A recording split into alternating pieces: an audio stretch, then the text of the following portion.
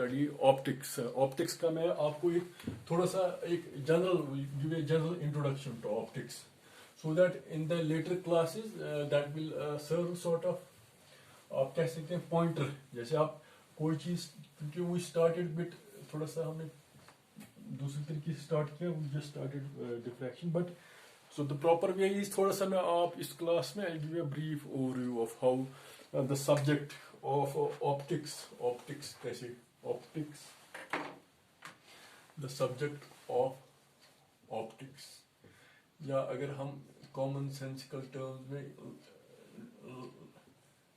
light भी हम कहते हैं इसको, ठीक है.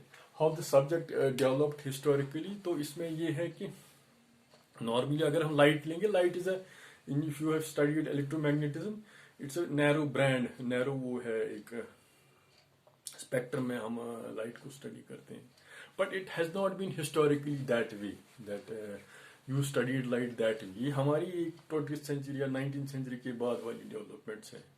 So initially अगर मैं थोड़ा सा इसको we will go back to light, जो है ना, how people perceived light. So from Greeks to 2000 साल पहले से people how they understood light.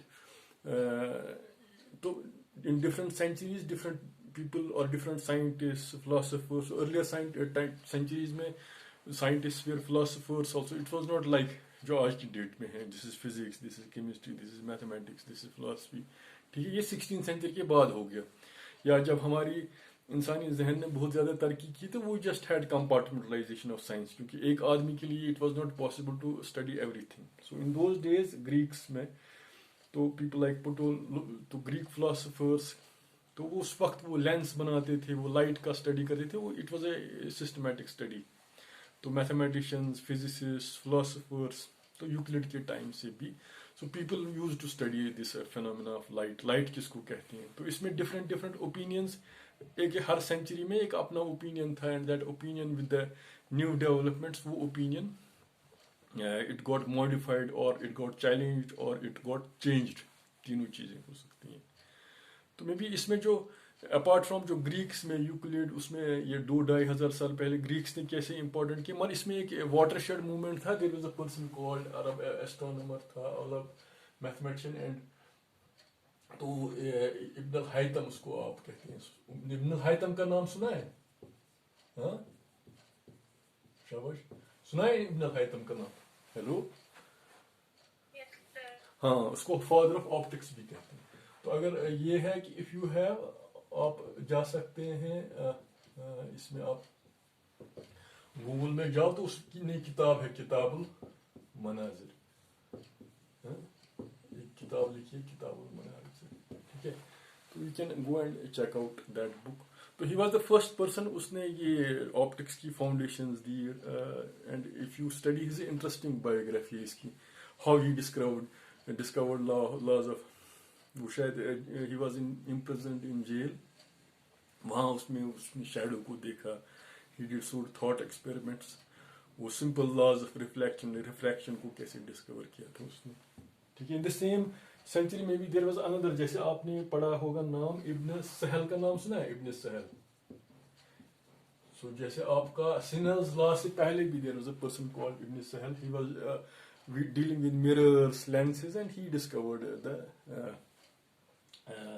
सिनल्स law, और which is in history maybe 13th century में ये है. It was later जो दूसरी सेंचुरी में जो यूरोपियन साइंटिस्ट लैटिन ट्रांसलेशंस इन किताबों की होगी, तो उन्होंने फिर अपने हिसाब से फिर डिस्कवरियाँ होगी, ठीक है. वो अपने हिसाब से मे बी समटाइम्स वाइल एक जनरेशन से दूसरी जनरेशन से, we don't know the contribution of the original people in the translation, some of the things are lost.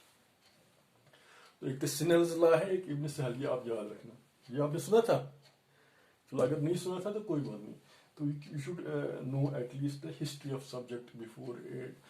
और इब्न हैतम का शायद एक और कंट्रीब्यूशन ये है कि इससे पहले पीपल थॉट कि हम आंखों से लाइट को देखते हैं. So he was the first person, उसने कहा it light comes from eyes and it goes to something called brain, and वहाँ एक्चुअली विजुअलाइजेशन हो जाता है देखने का प्रोसेस.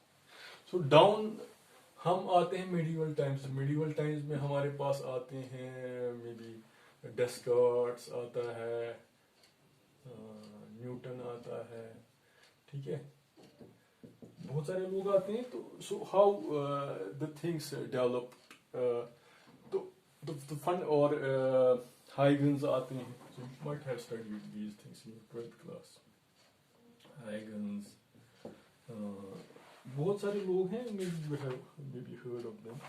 और इसका फ्रेंसेल्स है, फ्रेंसेल्स रिफ्लेक्शन हमने जो पढ़ा है, या फोरनहोफर है, ठीक है. How people studied, these different people have contributed to the understanding of the subject, which is till 20th century also. And आज की डेट में भी ये सब्जेक्ट है क्वांटम ऑप्टिक्स के नाम. So the study has gone. ये तो थोड़ा सा हिस्टोरिकल इंट्रोडक्शन था. Now what we are going to say, what is light और how people understood light to be. तो लाइट जो स्टडी करते हैं लोग, तो एक तो ये है कि देयर वर हिस्टोरिकली, अब हम will not go back to history, तो इसमें दो व्यूज हैं. एक तो कॉर्पस्कुलर जो आपने पढ़ा है, नेचर ऑफ लाइट. दूसरा है wave theory, wave nature of light. Corpuscular by the word means particle nature. अब particle nature means light is made of small particle. जो न्यूटन ने भी कहा था कि पार्टिकल्स है, they are very small and they move at very fast speed. ठीक है, कोई फुटबॉल है, बॉल है, वो भी मूव करती है, मगर क्योंकि ये इतनी फास्ट चलती है कि तो वो हम नहीं ऑब्जर्व करते हैं अगर इसको. That's why we are not, but the light is essentially composed of small particles. ठीक है, moving at very high velocity. मगर इसमें यह है कि आप, before I am going to come up particle nature पे, लोग बिलीव करते हैं. तो fundamental difference between wave nature and particle nature में ये है, वेव पार्टिकल क्या होता है, शाबाश. Particle is localized and waves are delocalised. जैसे पार्टिकल होगा वो एक पार्टिकल स्पेस में मूव कर रहा है. Wave as such it's the disturbance of particles. So this is a difference. एक पार्टिकल है वही मूव कर रहा है. अगर हम लाइट को एज ए वेव लेंगे तो वेव ही मूव करेंगे in some medium. So it's a disturbance of particles. ठीक है, सो ये दो मॉडल्स ऑफ लाइट हैं. So if we study particle nature of light which was propounded by Newton, and अब इससे इसकी फायदा क्या है, जो पार्टिकल नेचर से हमको क्या एक्सप्लेन जो करती है कुछ चीजें. फॉर एग्जांपल हमारे पास लॉज ऑफ रिफ्लेक्शन है, लॉज ऑफ रिफ्रैक्शन है ना, और ये भी है rectilinear propagation of light in straight lines. Rectilinear तो प्रोपगेशन ऑफ लाइट इन, तो ये जब ये if light in straight lines जो हमारे पास वो पहले थी ना, मतलब incident light, the reflected light should lie in the same plane. ठीक है, या when the light moves from so there are a lot of phenomena. जो visible light है उसमें for example phenomena of shadow formation है, phenomena of ये है. So lot of things were explained by simple things, जैसे reflection है, refraction है, ठीक है, rectilinear propagation of light है. So these phenomena were explained by कि if we consider light to be made of corpuscles और particulate nature of light है. और अगर हाई, आप इसको एग्जांपल ले सकते हो, कोलिजन है. आप अगर कोई बॉल है उसको वॉल के साथ लगाओगे तो वो वापस आएगा. ठीक है, या अगर मीडियम उतना फास्ट नहीं होगा, फॉर एग्जांपल अगर बॉल लगाओगे तो वो उसके ऊपर जाएगा, मतलब इट विल, अगर थोड़ा जो होगा ऑब्स्ट्रक्शन होगा, it will not be strong, it will cross the ball. In the same way you could explain कि अगर वो वापस आएगा in the same physical sense, अगर light is made for small very high particles, reflection को हम ऐसे explain कर सकते हैं in a crude analogy. और वही है कि अगर light move करती है from one medium to rarer medium to denser medium, या जो भी है एक medium से दूसरी medium में, तो उसकी वेलोसिटी कम या ज़्यादा होती है. So these you can explain by this thing. In the same manner, you can also explain the formation of shadows by explaining this thing, by explaining that light को perfect reflection होती है, तो उसकी वजह से shadows formation भी हो जाती है. मगर इसमें मसला ये आ गया that when people started discovering phenomena of diffraction, जो आपने थोड़ा बहुत पढ़ा था. तो diffraction में ये है कि जो डिफ्रैक्शन में आप जब ऑब्जर्व करेंगे स्ट्रेट एजेस, तो it's not perfect and clean diffraction थोड़ा सा. तो इसमें जो मसला आता है कि अगर ये क्लीन डिफ्रैक्शन नहीं है, मतलब जो हम कहते हैं कि at straight edges light will diffract, मगर वो क्लीन डिफ्रैक्शन नहीं होता है, तो वो कैसे एक्सप्लेन करना पड़ेगा.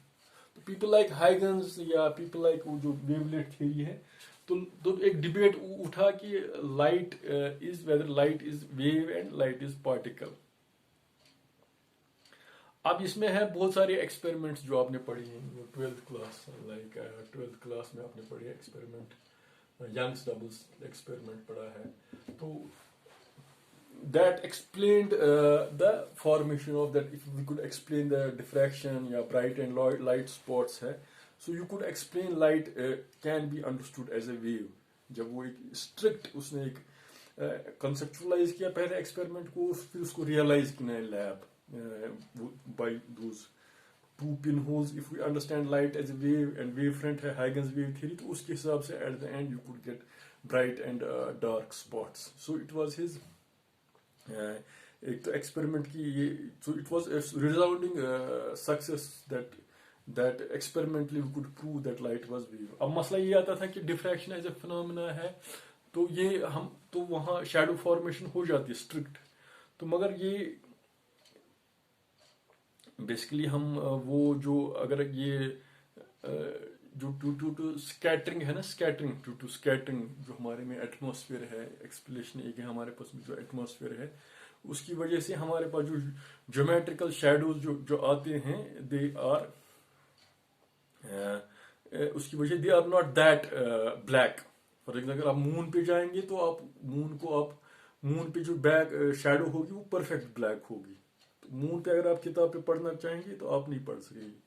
यहाँ अगर बिल्डिंग के पास कोई शैडो बनती है तो मगर वो परफेक्ट ब्लैक नहीं होती है, बिकॉज जो स्कैटरिंग होती है एयर मॉलिक्यूल्स की या एटमॉस्फेयर की, जो हमारे पास एटमॉस्फेयर क्लियर है, उसकी वजह से वो स्कैटरिंग की वजह से वो परफेक्ट डिफ्रैक्शन नहीं होती है, परफेक्ट ये नहीं हो पाती है. So that may be the reason कि people could explain different things, people could explain things from जो न्यूटन कॉर्पस्कुलर थ्योरी में प्रॉब्लम थी, तो वो how could they bypass them. अब मसला हमारे पास ये आ रहा है कि for example if light is a one thing which I forgot is जो इस हिस्टोरिकली जो ये सब्जेक्ट है, इसको हम in terms of something geometrical optics, we studied under the geometrical optics और रे ऑप्टिक्स भी इसको कहते हैं. लाइट का motion in straight lines, if you take corpuscular theory, if you try to understand light in terms of as light moves in straight lines, it does not move as waves. अब यह है कि इसे जो lot of जो lenses ये mirrors, उनकी refraction, we can explain most of the things by geometrical optics. तो हमको wave optics में जाने की जरूरत नहीं है, even though we can explain the things of geometrical optics by wave optics by B. Modulo some approximations, yeah, modulo hum so that's the thing. So lot of things when we have Huygens primary and secondary wavelet theory, we could explain diffraction. क्यों हमारे पास अगर geometrical shadow for example of small wavelength होगी तो its diffraction formation थोड़ा tough for मुश्किल लगता है. But if the wavelength of the incoming source is comparable to the diffracting point, so you could explain the जो diffraction phenomena है या shadow formation है या from primary and secondary wavelet थी. सो यू कुड एक्सप्लेन जो geometrical optics के phenomena from wave optics भी. So depends हमारे लिए, हमारी जो है ना एज ए हमारी व्हाट इज आवर, उसको क्या कहते हैं, हाउ हमारे लिए फायदेमंद या सूदमंद क्या चीज़ है, what is suitable for us in a given situation. So if हमारे पास coarse grained approximation होगी, crude level पे कोई चीज़ बनाना है तो we can go for this thing. So if you want to have finer details तो we go to wave optics. क्योंकि अगर आप देखोगे जो यंग डबल स्लिट एक्सपेरिमेंट है उसमें wavelength of light is very 10⁻⁻ कुछ सेंटीमीटर्स है, वो वेवलेंथ होना चाहिए. या आज की डेट में अगर आप बनाओगे वहाँ लेजर फिक्स होता है वहीं से, तो wavelength of light very small होती है. Then we can manipulate things and then we can get bright and dark spot. या डिफ्रैक्शन में हम फर्स्ट ब्राइट मैक्सिमा देखते हैं, फिर सेकंड ब्राइट मैक्सिमा देखते हैं, फिर इंटेंसिटी को ये actually can compare the intensity of first bright maxima with second bright maxima. There are formulas so on and so forth. अब इसमें further you can see it the from going from corpuscular theory to wave theory or from going geometrical optics or ray optics to wave optics, ये तो एक development है. इसमें बहुत सारे scientist हैं which might have studied in your earlier classes, जो हमारे फॉर एग्जाम्पल हाइगन्स है, फ्रांसिल है, बहुत सारे लोग हैं. Just name them, you can see lot of people have been there who just explained it. But इसमें ये जो डेवलपमेंट आ गई जो 19th सेंचुरी में आ गई, which you might have studied after going to wave optics, की ट्राइंग टू स्टडी वेव जो है वेव ऑप्टिक्स में. अगर लाइट एक इलेक्ट्रो वेव है तो वेव ट्रैवल करती है इन अ मीडियम, है ना, कोई भी चीज it travels in a medium. अगर मीडियम में ट्रैवल करती है तो मीडियम की प्रॉपर्टीज, और वैक्यूम में भी हम ट्रैवल कर सकते हैं. चलो मीडियम में ट्रैवल नहीं करती है तो वैक्यूम में ट्रैवल करती है, प्रोपिगेट करती है from one point two another point. अब मसला आ रहा था कि अगर इफ वेव्स ये है, so how could we explain this phenomenon of studying light as a wave? तो बेसिकली तो पीपल जो डेवलपमेंट्स हुई, हर्ट्स डेवलपमेंट्स हो गया, जो Oersted and other developments in electromagnetic theory, जो आपकी क्लासेस है, कोर्स है ना इलेक्ट्रोमैग्नेटिक थ्योरी. इलेक्ट्रोडायनेमिक्स आपने पढ़ा है ना कोई कोर्स? हेलो, हाँ सादिया, हाँ हेलो, हाँ तो उसमें आपने पढ़ा होगा ना Maxwell's equations.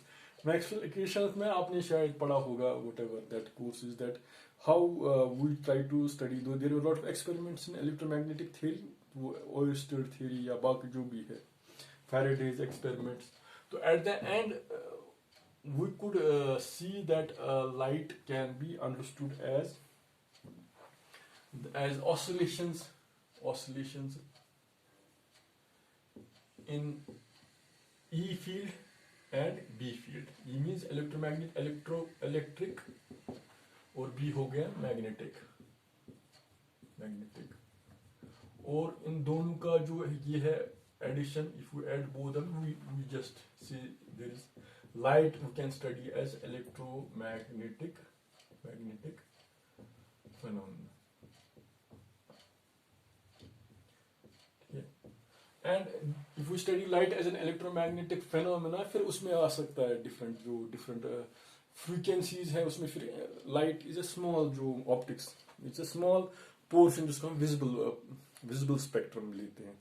So electromagnetic theory में तो बहुत सारा spectrum है ना, इंफ्रारेड है, विजिबल रीजन है, ultra higher frequency mode region. So एक बड़ा फ्रीक्वेंसी रूल है. तो उसमें जो इलेक्ट्रोमैग्नेटिक लाइट है, तो जो विजिबल रीजन का स्पेक्ट्रम है, इट्स वेरी स्मॉल, जो जिसमें हम देखते हैं, which comes from some frequencies to you can see it in the books.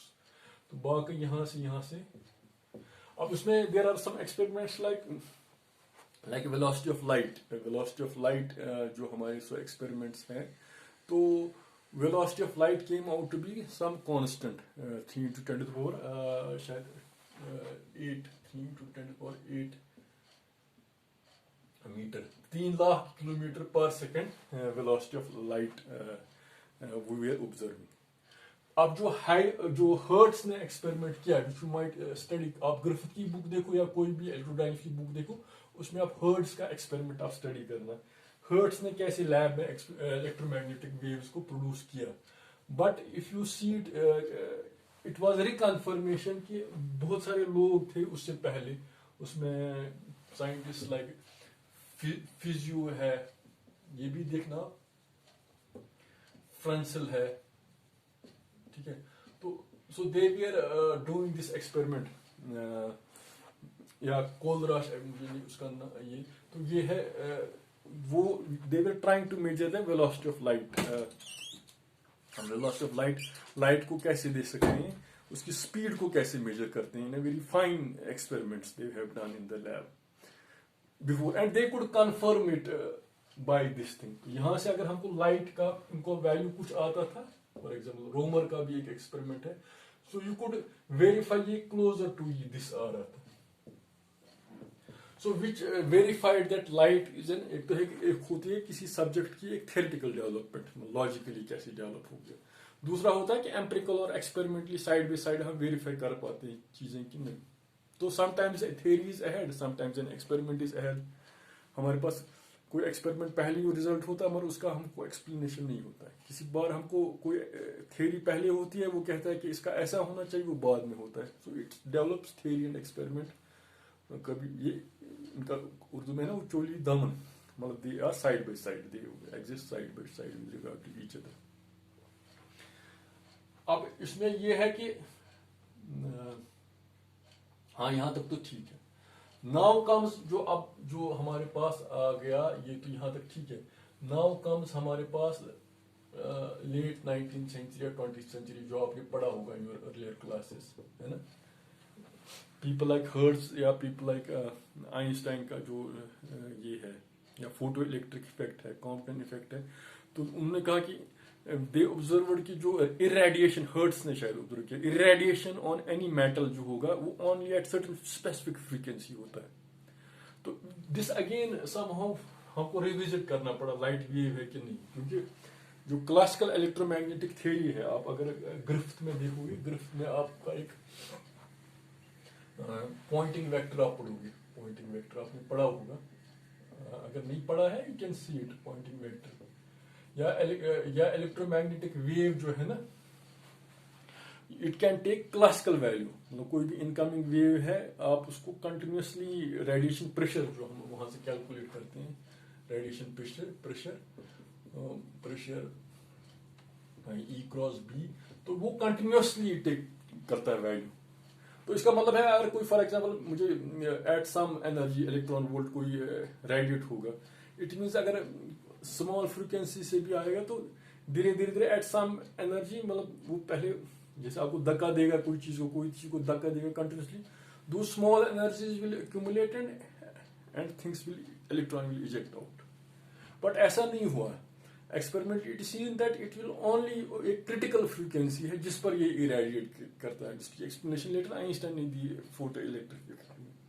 तो इस मीन्स कि जो लाइट है या इलेक्ट्रॉन्स या फोटॉन्स जो हैं, उनका भी एक स्पेसिफिक अमाउंट में शायद वो आते हैं वहां से, उसकी एनर्जी एक स्पेसिफिक अमाउंट है, ताकि वो जिससे वो स्पेक्ट्रोस्कोपी एक्सप्लेन होती है, मतलब from one shell to another shell, जो बोहर्स प्रिंसिपल्स हैं, मतलब एक चीज से दूसरी चीज से things move in very quantum amounts. तो ये एक्सप्लेनेशन हमारे लिए ये हो गया कि again we had to revisit whether light is a wave और पार्टिकल, ठीक है। अब इसमें थोड़ा सा ये आ गया जो आपने पढ़ी होंगी डेवलपमेंट्स डी ब्रॉगली की या बहुत सारी, तो अब ये है कि लाइट है electromagnetic wave, but it has a discrete nature, but it's embedded in a sort of waves sort of thing. अब ये है कि बहुत सारे एक्सपेरिमेंट्स, तो ये है फिजिसिस्ट थोड़ा कंफ्यूज हो गए। In certain set of experiments light behaves, it's easier to explain light as an a wave. In some set of experiments it's being as it is a particle.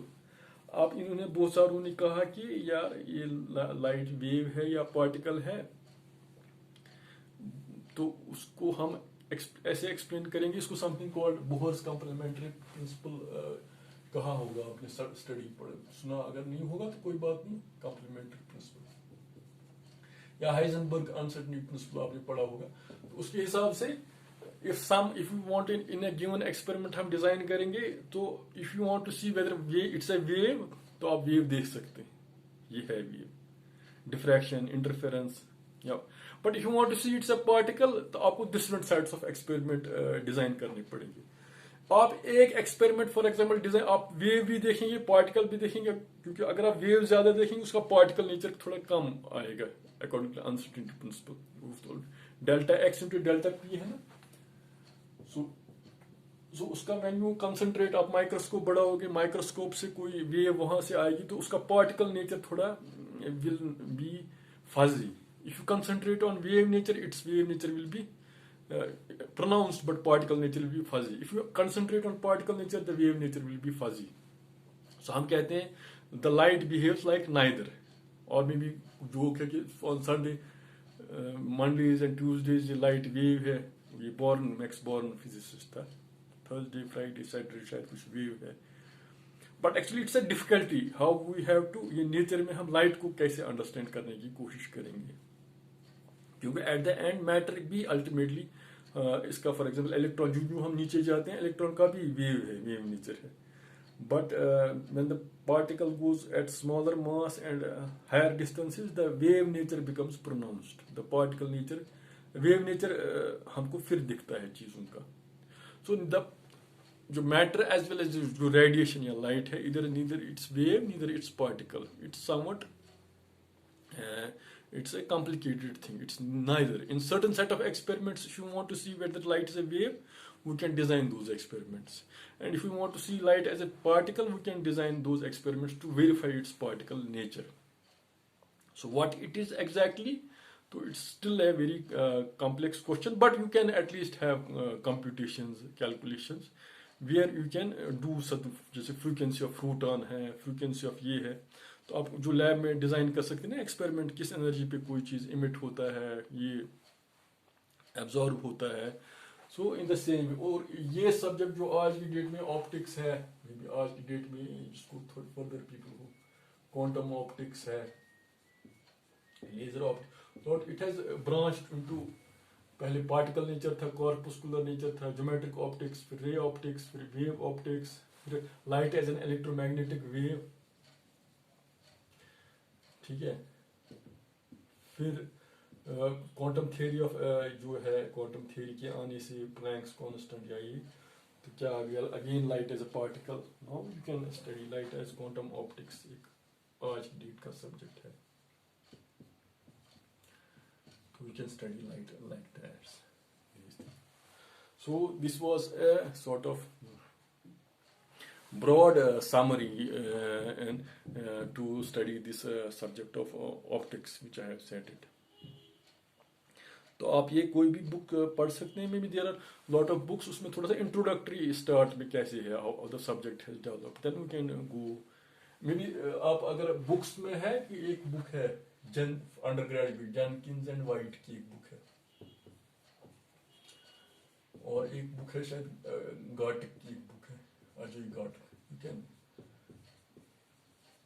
ये दो किताबें हैं, यू कैन सी इट, ये जो भी आपको, whichever is comfortable to you, or any other book by which you are comfortable, you can start this जो हमारा very interesting ये है डेवलपमेंट इन हिस्ट्री ऑफ हमारी जो फिजिक्स में या साइंस की एक डेवलपमेंट है, बिकॉज इसकी एप्लीकेशंस है ना ऑप्टिक्स की, from medicine to defence to technology to जैसे मोबाइल फोन्स है, तो it's a huge study of optics is as a human beings हमारे लिए बहुत ज़्यादा कारआमद भी है, फ़ायदेमंद भी है। इवन जो हम आंखें हैं, लेंसेज हैं, कैसे हम इनको बनाते हैं, इसको ह्यूज है, मेडिसिन, इंजीनियरिंग, ये है डिफेंस, जहाँ जहाँ बहुत जगह, इन सब चीज़ों को छोड़कर at least we can understand nature में हम लाइट को कैसे स्टडी करते हैं, that's the biggest thing, trying to understand light, what is light in its essence. ठीक है, तो एनीथिंग मोर, कुछ पूछना तो नहीं है? No, sir. Should I stop the class? चलो, चलो ठीक है, चलो।